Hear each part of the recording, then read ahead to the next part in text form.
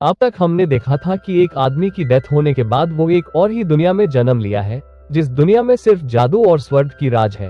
वो भी उस दुनिया के मुताबिक मैजिक और स्वर्ड की प्रैक्टिस करता है और उसकी माता पिता ने उसके लिए एक टीचर भी हायर किया है जो उसे मैजिक सिखाएगा। हालांकि उसकी सोच एक लीचर बच्चे की तरह है। चलिए शुरू करते हैं आज की एपिसोड को। एपिसोड की शुरू में हमें फ्यूनरल को दिखाया जाता है। एक आदमी और एक औरत की मौत हो चुकी होती है, जिन्हें सारे परिवार लोग मिलकर फ्यूनरल दे रहे होते हैं। जहां पर एक सीट खाली भी था जो कि अपनी रूम में बैठकर पॉन देख रहा था। जो मर गए हैं वो इसका माता पिता थे, लेकिन ये अपनी रूम में बैठकर पॉन देखकर अपनी सामान हिला रहा था। फिर कुछ लोग एक बेसबॉल बैट लेकर उसकी रूम की तरफ जाते हैं। वो लोग इसे मारकर अपने ही घर से बाहर निकाल देते हैं और उस टीवी को भी तोड़ देते हैं। वो नंगे पैर बारिश में रोड पर जा रहा होता है और सोच रहा होता है, यार ऐसा क्या कर दिया कि मुझे घर से ही बाहर निकल दिया।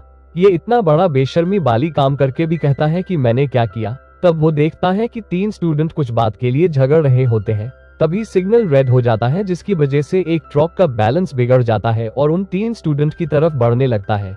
ये वो आदमी उन 3 स्टूडेंट को बताना चाहती थी, लेकिन बता नहीं पाया और बचने की चक्कर में खुद की टिकट कटवा देती है। ये स्टोरी किसी और की नहीं, रूडस का पिछली जिंदगी था। फिर सीन चेंज होता है और हमें रूडस दिखाया जाता है, जो कि अपनी मैजिक की मदद से मूर्तियां बना रहा होता है। साथ ही बैकग्राउंड में कुछ साउंड भी आ रहा था। आप समझ गए होंगे कैसी आवाज होगा, वही पॉल और जेनिथ की। रूडस सोचता है ये दोनों फिर शुरू हो गए। उम्मीद है इस बार छोटी बहन होगी। इस बार कह देता हूँ कि आप दोनों ये कौन सा गेम खेल रहे हैं, देखते हैं कौन सा बहाना बनाते हैं। तब वो बाहर रॉक्सी को देखता है, वो भी कुछ हरकतें करते हुए अपने हाथों के सहारे। ये देखकर रूडस अपनी रूम में आ जाता है और सोचता है शायद रॉक्सी अपने आप को कंट्रोल नहीं कर पाई होगी।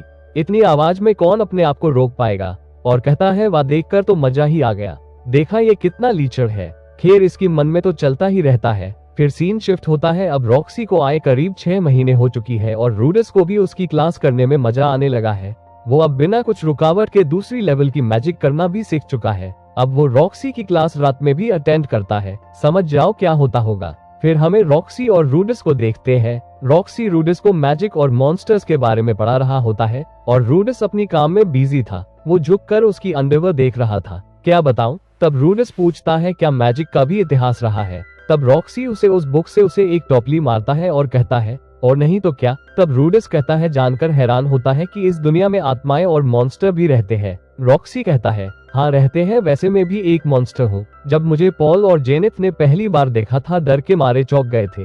रूडस कहता है आप इतनी छोटी हैं, किसका क्या नुकसान पहुँचाएंगे। रॉक्सी कहता है मैं छोटी नहीं हूँ, दरअसल वो मेरे बाल की कलर को देखकर डर गए थे। क्या तुमने मॉन्स्टर्स की सबसे ज्यादा खतरनाक प्रजाति के बारे में सुना है, जिन्हें सुपर्ट कहा जाता है। तब रूडस कहता है नहीं, मैं उनके बारे में तो कभी नहीं सुना, क्या वो बहुत ज्यादा खतरनाक होते हैं। तब रॉक्सी सुपर्ट की हिस्ट्री के बारे में कहता है करीब 4 या फिर 5 सेंचुरी पहले ह्यूमन और डीन के बीच में बहुत बड़ी वॉर हुई थी, जिसे लेपलेस वॉर भी कहा जाता है। और उस वॉर में सुपर कत्लेआम पर उतर आए थे और उन्होंने अपने दोस्त और दुश्मन किसी को भी नहीं छोड़ा, जिस वजह से सभी लोग उनसे नफरत करने लगे और उन्हें डेमन की दुनिया से निकाल दिया गया। मुझे बचपन में बताया गया था कि अगर तुम रात को ज्यादा जागोगे तो स्पर्ट तुम्हारे पास आ जाएगा और तुम्हें पकड़ लेगा। पर मेरी एक बात पर ध्यान देना, अगर तुम्हें कभी भी ऐसा कोई पसंद दिखाई दे जिसके ग्रीन हेयर्स हो और उसके फोरहेड पर रेड जैम हो तो उसके पास कभी मत जाना।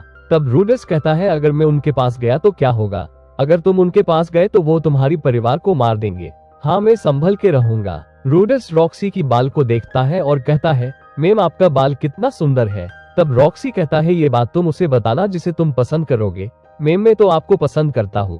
रॉक्सी कहता है अगर तुम ये बात 10 साल तक बरकरार रखे तो देखेंगे। फिर रूडस बाहर से चले जाता है, लेकिन वो लीचर दरवाजे के बाहर रहकर रॉक्सी को कपड़े बदलते हुए देख रहा होता है। रॉक्सी कहता है अगर तुम ऐसा करोगे तो तुम्हें सुपर आकर ले जाएंगे। रूडस कहता है कोई बात नहीं। अब रॉक्सी को आए हुए लगभग 1 साल हो गया और रूडस का भी मैजिक पावर पहले से बहुत ही ज्यादा बढ़ गई है रॉक्सी की क्लास वजह से। लेकिन तलवारबाज में अभी भी कमजोर है, जिसका ट्रेनिंग उसका बाप पॉल दे रहा है। खैर रूडस तो सिर्फ एक 4 साल का बच्चा है। फिर ऐसे ही कहीं और महीने बीत जाता है। अब रॉक्सी को आए हुए करीब 1.5 साल हो गई। ओबी रॉक्सी भी इस गांव में खुल मिल गया था। फिर हमें रूडस दिखाया जाता है। वो अपनी घर की बाहर 2 बच्चे खेलते हुए देखता है। रजूज उन्हें देखकर डर जाता है, क्योंकि उन्हें देखकर रूडस को उसकी पिछली जिंदगी हुई कुछ घटना याद आ जाता है। जब रूडिस स्कूल में था कैसे उसे नंगा करके उसका फोटो निकाल रहे थे, इसी वजह से वो इस जन्म में अपनी घर से बाहर नहीं निकलता था। तब वहाँ पर रॉक्सी आ जाती है और रूडिस से पूछती है, वहाँ क्यों बैठे हो, क्या हो गया है तुम्हें? कुछ नहीं, बस ऐसे ही। रॉक्सी रूडिस को अपनी गांव के बारे में बता तो है। उसकी गांव एक बंजर इलाका है, इसीलिए वहाँ पर इतनी हरियाली नहीं होती है। जब मैं इस जगह को देखती हूँ तो एक सुकून मिलता है। रॉक्सी रूडिस को पहाड़ की तरफ दिखाता है और कहता है, उस रेड ड्रैगन माउंटेन के उस पार रनवा नाम का एक कमाल की शहर है, जहाँ पर रनवा यूनिवर्सिटी नाम का एक स्कूल है जहाँ पर मैजिक सिखाया जाता है। वहाँ पर बिना भेदभाव के कोई भी मैजिक सीख सकता है। रॉक्सी कहता है, अगर तुम मैजिक के रास्ते में जाना चाहते हो तो तुम्हें उस स्कूल में जरूर जाना चाहिए।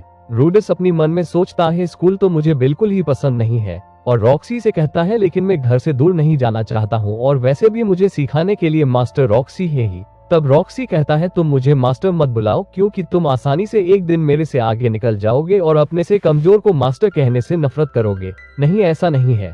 फिर सीन चेंज होता है। आज रूडिस का 5वां जन्मदिन था। यहाँ के लोग हमारी तरह हर एक साल में जन्मदिन नहीं मनाते हैं, ये लोग हर 5 साल में जन्मदिन को बड़ी ही धूमधाम से मनाते हैं। रूडिस को भी आज 5 साल पूरी हो गई है, जिसका तैयारी जोरों शोरों से चल रही है। उसके लिए अच्छा खाना भी बनते हैं। पॉल अपनी तलवार की कलाकारी भी दिखाता है। रूडिस की 5वीं जन्मदिन पे उसका बाप पॉल उसके बड़ा सा तलवार देता है, जिसे वो उठा भी नहीं पा रहा था, और एक बड़ा सा लेक्चर देता है परिवार और तलवार के बारे में। फिर उसकी माँ जेनेट उसे एक मैजिक बुक देता है, जिसे पाकर रूडिस बहुत खुश हो जाता है। रॉक्सी उसे एक मैजिक स्टोन से बनी हुई एक छड़ी देती है और कहती है, इसकी मदद से तुम्हारी मैजिक और बढ़ जाएगी। और उसे कहता है, कल मैं तुम्हारा ग्रेजुएशन का एग्जाम लेने वाला हूँ, क्योंकि तुम्हें अब सिखाने के लिए मेरे पास कुछ नहीं है। फिर सीन शिफ्ट होता है और हमें रूडिस को अकेले खिड़की के पास देखते हैं, जो कि अपनी पिछली जिंदगी के बारे में सोच रहा होता है। वो एक डरपोक था, इसी वजह से उसकी फ्रेंड्स उसके साथ बहुत ही बुरा बर्ताव करते थे। उसका फैमिली उसे हौसला देते थे, लेकिन वो अपनी घर में ही पड़ा रहता था। अब सुबह हो जाता है और आज रूडिस का ग्रेजुएशन का एग्जाम था, जिसे देने के लिए उन्हें घर से बाहर जाना पड़ेगा। तब रूडिस डर जाती है और कहती है, क्या एग्जाम यही नहीं दे सकते? तब जेनेट कहता है, ये बाहर जाने से बहुत डरता है। रॉक्सी उसे घोड़े पर बिठा लेती है और एग्जाम के लिए निकल जाती है। तब रूडिस अपनी आंखें बंद कर देती है, क्योंकि उसे अपनी पिछली जिंदगी का कुछ भयानक मंजर दिखता है। जब वो अपनी आंखें खोलता है तो वो लोग अपनी घर से बहुत दूर आ चुके होते हैं। तब उनकी तरफ एक बूढ़ा आदमी घोड़े आ रहा था और इन्हें देख रहा था। रजूस सोचता है, ये मुझे ऐसे क्यों देख रहा है? तब वो बूढ़ा आदमी कहता है, हेलो मिस रॉक्सी। तब रूडिस को पता चलता है कि वो लोग इसे नहीं, रॉक्सी को देख रहे थे। अब ये लोग फाइनल एग्जाम के लिए पहुंच चुके हैं। वो जगह एक खूबसूरत और खाली जगह था। रूडिस पूछता है, क्या ये मैजिक सीक्रेट है, इसलिए यहाँ पर कर रहे हैं? रॉक्सी कहता है, नहीं, मैजिक से इंसान और पेड़ों को नुकसान पहुंचा सकता है, इसलिए यहाँ पर कर रहे हैं। मैं ये मैजिक सिर्फ एक बार ही कर पाऊंगा, इसलिए ध्यान से देखना। फिर रॉक्सी मैजिक के लिए मंत्र पढ़ता है। कुछ समय बाद पूरा आसमान काली हो जाती है और वहाँ पर एक बड़ी तूफान आ जाती है। तभी एक पेड़ के ऊपर बिजली गिर जाती है, जहाँ पर उनकी घोड़ा बांधा हुआ था। वो घोड़ा पूरी तरह घायल हो जाता है, जिसे रॉक्सी हीलिंग मैजिक यूज करके ठीक कर देती है। अब रॉक्सी कहता है, जाओ अब तुम्हारी बारी है, मैं यहाँ पर रहकर इसकी हिफाजत करूंगी। रूडिस वो मैजिक करने के लिए तैयार होता है। रॉक्सी अपनी मैजिक से एक शील्ड बना लेती है। रूडिस मैजिक के लिए मंत्र पढ़ती है, जिसे देखकर रॉक्सी हैरान हो जाती है। रूडिस उस मैजिक को आसानी से पूरी कर देती है और एग्जाम में फर्स्ट क्लास से पास होती है। फिर वो दोनों बैठकर बात कर रहे होते हैं। रॉक्सी कहता है, अब तुम्हें सिखाने के लिए मेरे पास कुछ नहीं है, अब तुम कोई और टीचर ढूंढ लो। फिर वो लोग अपने घर चले जाते हैं। अब रॉक्सी अपनी अगली सफर के लिए निकल जाता है। वो जाने से पहले रूडिस को एक ताबीज देता है और रूडिस कहता है, मैं इसे संभल कर रखूंगा। यहाँ पर सारे लोग भावुक हो जाते हैं और रॉक्सी वैसे चला जाता है और यहाँ पर एपिसोड 2 भी खत्म हो जाता है। लेकिन इसका लीचर पत्ती खत्म नहीं होता है। रॉक्सी यहाँ से जाने से पहले उसका एक पैंटी को रूडिस ने चुरा लिया था, जिसे लीलिया ने देख लिया। देखा कैसा है? खैर, इस वीडियो को यहीं पर एंड करते हैं। Thanks for watching.